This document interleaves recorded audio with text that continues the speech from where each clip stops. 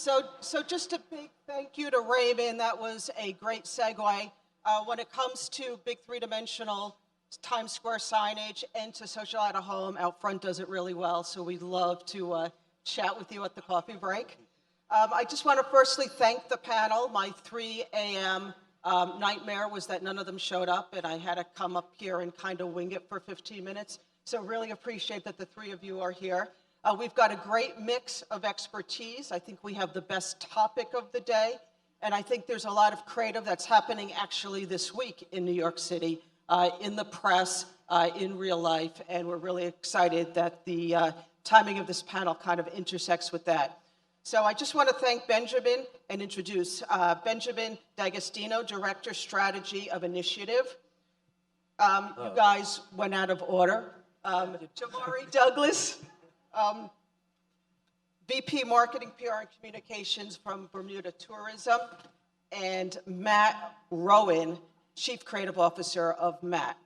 And I'm going to ask each of them to do a short introduction before we get started. So why don't we start with you? Benji said I can call him Benji. So yeah, Benji. I do prefer Benji or Benjamin. So I'm Benji. I work as a media strategist.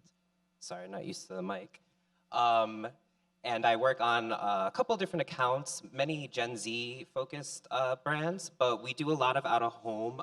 So it's really interesting. There obviously are challenges with reaching a younger audience with maybe what people would call a more traditional format. However, we find ways with our clients to really make sure we're making an impression, especially on Gen Z, teens.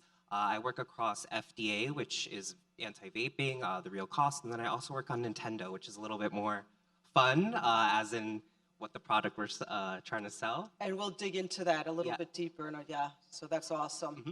Matt? Hey guys, I'm Matt. I'm Chief Creative Officer of a company called Matt, which is based in New York City. We call it a creative company because we have actually 3 parts of our core business. In the middle is a creative services agency that does everything from experiential work to storytelling to campaigns to creative strategy. But on either side of what we do, and we've been doing this since we started, was we produce concerts for ourselves. So Matt is a brand and has to actually sell tickets and get audiences to come to our events non-commercially. And then we also produce feature films as a third kind of component to our business. But all that really works together with most of our partners are coming to us to kind of think about really outside the box ways to market them, whether that's an event, whether that's a more longer format story, or as it pertains to out of home. Our briefs are oftentimes like, what can we do in this city that is completely out of the box? And part of it is in this space, but other parts of it is like, how can we just show up in that world? Right. And Matt, is your name Matt and the agency Matt a coincidence? Or no, one is like not glossy, like Matt, like flat. Matt, okay. Flat, yeah. So we're not glossy. No, okay, that's good to exactly. know. And Jamari. Yes, good morning. Bermuda is glossy, so there we go there. But I'm from the island of Bermuda in the North Atlantic Ocean. Bermuda Tourism Authority is responsible for driving tourists to the island. We're responsible for the business, protecting the brand. There we go. And very excited to be here. So my role is Vice President of Marketing, Communications, and PR. So the fun stuff. So I get to do the ads and the activities there. So. That's a lot of stuff. And since you're holding the mic and speaking, maybe we'll just start with you. Okay. One of the things I noted that I thought was super interesting is that you started as an intern at Bermuda Tourism, and we have that in common because I started as an intern as well. Oh, look at that. Well, they could not get rid of me. I was the longest serving intern. They can't get hire me, please. And they can't get rid of me either. It's yeah. awesome. So talk like for a minute just about the career journey, because that's I think that's interesting that you started there, and I think it was in July you got promoted to the VP title to run the whole marketing, communications, PR practice. Yeah, thank you. So I started as a sales and marketing intern. I was only supposed to stay in New York for 1 year, and I kept renewing my visa to come here, and then after a while, Customs said, Jamari, you're going to have to either give you a job or go back home. So got the job here and was in the digital marketing space. So really social media. So Facebook was the only thing that was around before Instagram and Twitter. So I am showing my age, my Gen Z there. but and continued there, and I left for a little bit for 2 years, and then went to Bermuda Business Development Agency as a marketing director. So really focused on the B2B side and reconnecting. And my love of tourism, my joy of tourism, brought me right back on here to Vice Great. President of Marketing. And we're going to explore some of those campaigns in a minute, but I want to go back to Benji for a moment. You referenced Nintendo, and I know Nintendo did some super cool stuff, some IRL, URL, experiential. Yep. So you want to just take it away and tell us about that? Yeah, it's an interesting case study because we all know Nintendo is obviously a video game. They do have their own metaverse, as you could call it, but without a home and reaching this audience, I can't iterate how important it is to make sure that you're showing up also in real life in environments. And so obviously we spend a lot in digital environments, but it's really getting clients to see the value and that extra touch point, but not just an extra touch point, a more impactful touch point that can really get their attention. A lot of it comes down to storytelling for this audience, making sure that, it's out of home can really serve as that kind of launch kickoff point. And so a lot of the products that we have for Nintendo to get everybody's awareness, get everybody talking about it, we really want to make sure we're making the most impact, but also weaving in a story. And so we do that with QR codes. We have an example which we'll show later of actual out-of-homes being built in real time through social interactions. And so how can we uniquely create a third space, kind of like a physical space, where we're not just putting out messaging, but actually creating an interaction in real life. So that's kind of what we do with Nintendo, trying to go beyond that virtual space. And was the out-of-home as part and parcel of the plan all along, right? It was. Yes. So what you built was contingent upon having it was like an ecosystem, and really, when you put out-of-home in the center of the ecosystem, you can really start to see the idea in itself starts to feel a lot bigger. But you also have to think for the consumer and the touch points and how they're experiencing your marketing message. It just feels that much more impactful when they're seeing it in a digital space, but then they look up and they're in the real life and they see it around them. Also, I think someone mentioned before, taking pictures, sharing is so super important for these, especially younger audiences that really live on social. Yeah, we think that there's a complete opportunity in the intersection between out-of-home and social. We're calling it the hashtag SOOH space. Right. Because I think they work in tandem. Sometimes social moves to out-of-home, and other times out-of-home moves to social. Right. And I think in tandem, they strengthen each other. Matt, you're going to jump in? I think it could also move over into press, because we a lot of times are getting approached to try to come up with an idea that's going to create a moment, and the out-of-home can become a way to create something that then is actually covered in press because it was a spectacle or because it was a really well thought, different. So Bottega has a fashion show in Detroit that only 600 people can go to. They do a full buyout at Times Square and live stream that show for only 18, 20 minutes. That creates the moment. That photo then gets covered on Vogue, and now it's a piece of press. Yeah. And that image is more striking than maybe an image from the show. And I think Jamari has an example this week. We appeared in MarTech, right? Yes. I think we could show that. Do we have that image on the screen? I'm screwing up their order, but it's relevant now. It's contextually relevant to show that now. Anyway, go ahead, Jamari. So, what you were similar to what you were saying is that you use that for intelligence as well. So, combining the two. So, if people are asking questions on social, you can really answer those questions in your creative, so people can become aware. One of the things we did with this ad was really focused on launching our Lost Yet Found campaign, which talks about looking at the nooks and crannies and understanding the locations that people think they know about Bermuda, but we're showing it in a different way. And this helps to support that and show the different Could you aspects. talk about this campaign? Because it integrated not just this installation in Times Square, which is the kind of thing that Raymond likes. It's that 3D in Times Square. Yes, We it was call them 3D. I Xscape. smiled when you said that. I was But- like, look at but- us. But there's, and this is maybe the 30th one that we put in Times Square this year. This is one of the early ones and one of the most creatively arresting ones, so congratulations on that. But I think it was part of a larger out-of-home ecosystem and other components. So you want to speak to that for a moment? Yeah, so what we did was we wanted to create, we were having an awareness problem for Bermuda. So people were, during the pandemic, we did close our borders, and we did have some of the travel restrictions that limited people's interest in Bermuda. And so now that all restrictions are gone, so please book your flights to the island. But all the travel restrictions are no longer there. We needed to wake up the community to create a large awareness and come back in a big way. That will create two things, is awareness that Bermuda, what do you do, what are the activities that you can do, but also get the media aspect of it. So we had to come out with a new way, and then this was presented to us with the 3D ad. In addition to this, we had one at Penn Digital, which was downtown on 34th Street, and then we took over the subway stations at 42nd Street as well. And those were some of the longer live board ads as well that were a part of the out-of-home thing. So that completed the story. So we were guiding people to the billboards, and then there were days that we'd switch off, and it would just be the general longer form commercial of our 90-second Lost Yet Found video.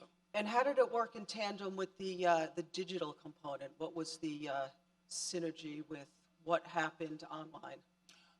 So referencing, people were scanning and finding more information. They could dig into it. They would also find the location. So Lost Yet Found is, like I said, about discovering places that you may not necessarily know. So if you were scanning, you were given an itinerary that showed different places, so you can kind of guess. So we did guess where it was, pieces of the puzzle you can put together. So create some engagement, online engagement and activity, and cause people to think about Bermuda in a different way, which they can test their knowledge. And it's just like, yes, I know the island, but you haven't been here, or you haven't been here, or is this Horseshoe Bay? It's not the beach, and those things there. So really, you went from the out-of-home experience to the online web experience to actually booking and driving the awareness. Yeah, it's terrific. Thank you. So one of the notable things between the three of you is that you each focus on a different audience segment. So you're looking at Gen Z.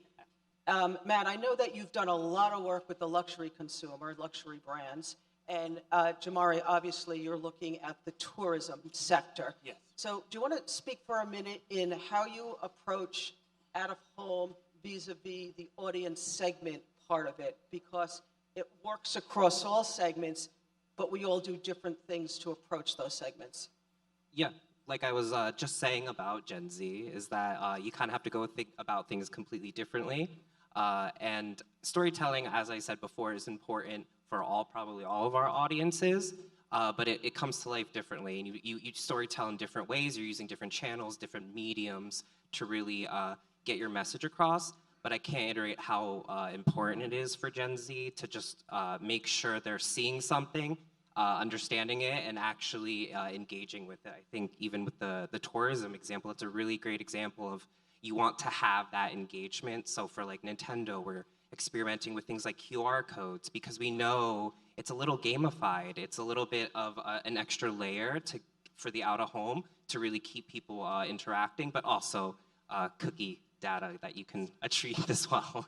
But again, data is important, and out-of-home is bringing that in as well when we're looking at these. Following up on that, do you feel like the physicality of an out-of-home campaign or installation adds credibility to a social-first brand for Gen Z and beyond? Yeah, I mean, Matt will definitely be able to speak to this a lot more, but when you see the rise of a lot of these direct-to-consumer brands, you'll see that they literally spend most of their money on digital advertising, but then that little bit that they don't spend on digital is usually for something like out-of-home.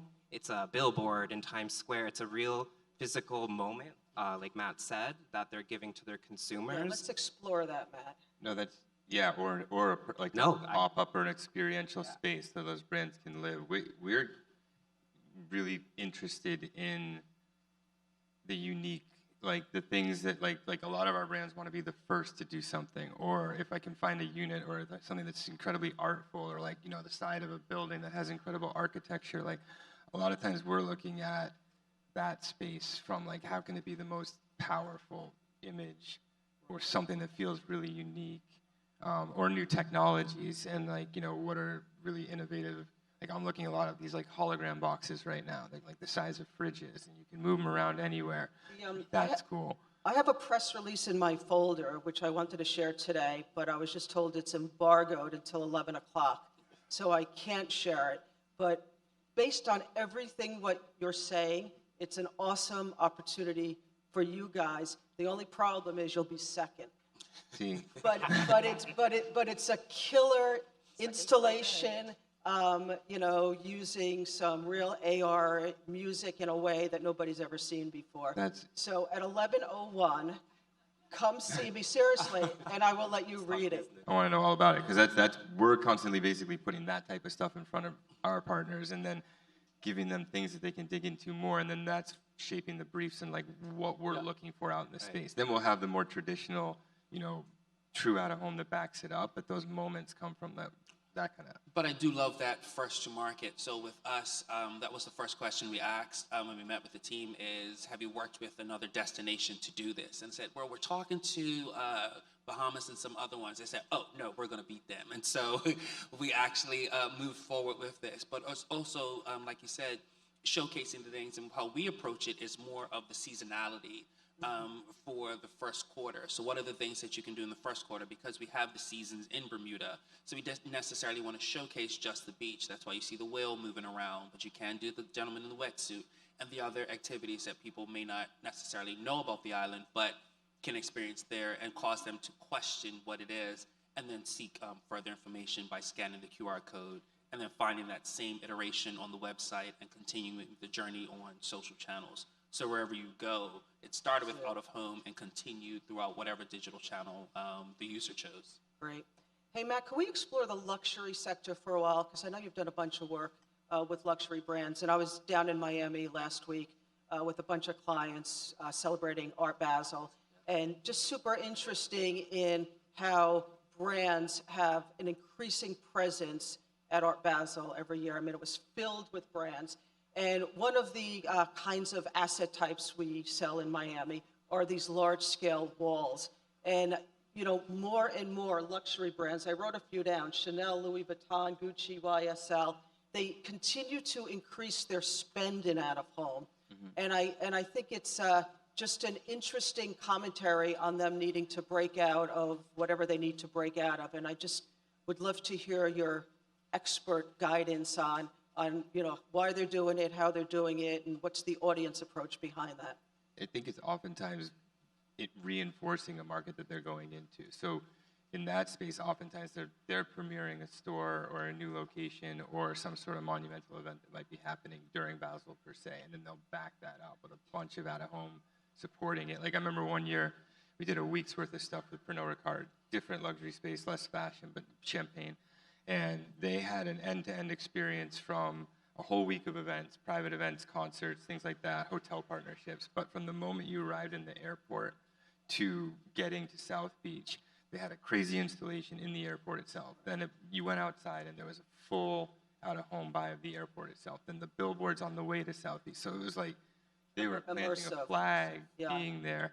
And I think that's where a lot of those brands want to kind of just really establish that presence. And I also did wonder with luxury brands like those, they've got their consumers, but there's a lot of aspirational consumers. And if they're just targeting the media, they're missing the, young women, for instance, who buy pocketbooks that they have to pay off over 2 or 3 years because they're $2 or $3 grand.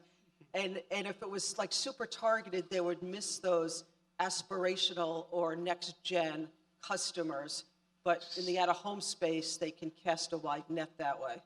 It also gives you scale, and it gives you just the way to really show up in a very artful way. And we've also seen a lot of it become good content for social channels, whether it's influencers or celebrities taking pictures of themselves in front of those kinds of installations and then sharing them across their social channels and getting a lot of amplification. Yeah, this is a good example of that. Like these were bus stops, but this was again, it was sort of like how do you flip something? And so we actually did an event in New York to premiere this collaboration with Virgil, but the same night we took over every bus stop in Chicago and transformed them into these kind of like artful installations.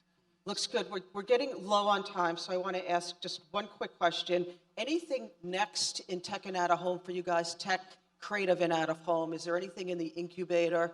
Are you cooking things up, Or do you prefer when we come to you guys and say, hey, we've got this new idea? Jamari, looks like you've got something. It looks like I'm waiting for the embargo to happen at 11:01, so I'll come and see you after that. And then- I'll have to see you too. Yeah, I'm we'll have a interested. conversation. But no, again, continuing to tell the stories and finding innovative and creative ways to shock the market, to wake the market up, and to be first to market is where we're focused. So any opportunities around that is really what we're looking for there for Bermuda.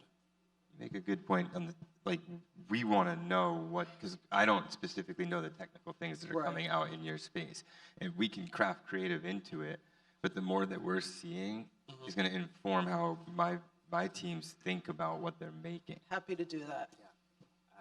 I echo that as well. Having an understanding, meeting with strategists, understanding what are the different levers we can pull on in this space. We bring those to our clients, and we're always trying to put the most innovative formats forward, especially in out-of-home, because it really does. It does matter. And it's a cross-generational thing. I can't echo that enough. It doesn't matter who the client is. They know what out-of-home is and they love it. Testament to this mix of client base and Right. audience. So, in the spirit of the holiday season, my close was going to be what's on your wish list, but we've run out of time, so instead I'm going to fast track that. Naughty or nice? Oh, God. Naughty. I'm going to go with naughty. I'll be nice.